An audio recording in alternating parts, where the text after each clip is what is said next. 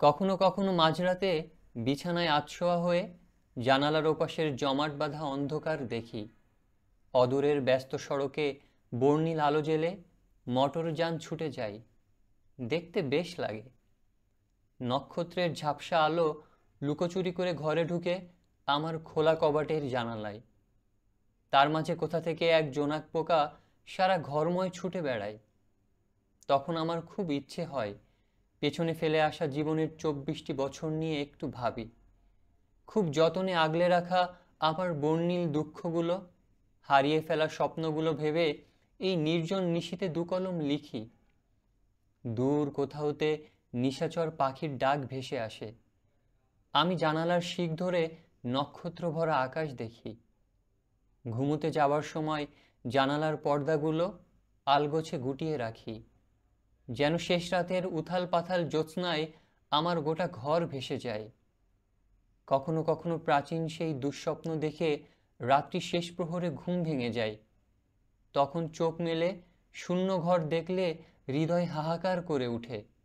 সে সময়টিতে আপন কোনো মানুষের অভাব ভীষণ করে অনুভব হয়।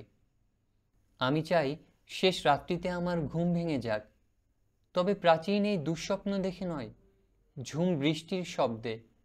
বর্ষা দিনে সুবহে সাদিকের ওয়াক্তে ঝুম বৃষ্টির শব্দে ঘুম ভাঙা আমার ভীষণ প্রিয়।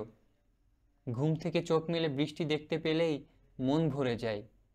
আরামদায়ক আলস্যে কাঁথাটা আরো জড়সড় করে গায়ে টেনে নিয়ে শুধু চোখ দুটো বের করে চুপচাপ বৃষ্টি দেখতে ইচ্ছে হয়।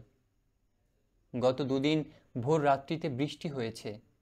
আমি চাই বছর জুড়ে রোজ ভোর রাত্রিতে এক পশলা বৃষ্টি হোক, কিন্তু বর্ষার শেষে বৃষ্টি বিদায় নেয়। রাত্রি শেষ প্রহরের সেই প্রাচীন দুঃস্বপ্নটাই গোটা বছর জুড়ে সঙ্গী রয়। ওপাশের নিম গাছটায় ছোপ ছোপ রঙের প্যাঁচা এসে বসে। নক্ষত্র ভরা আকাশতলে বাদুর ডানা ঝাপটায়।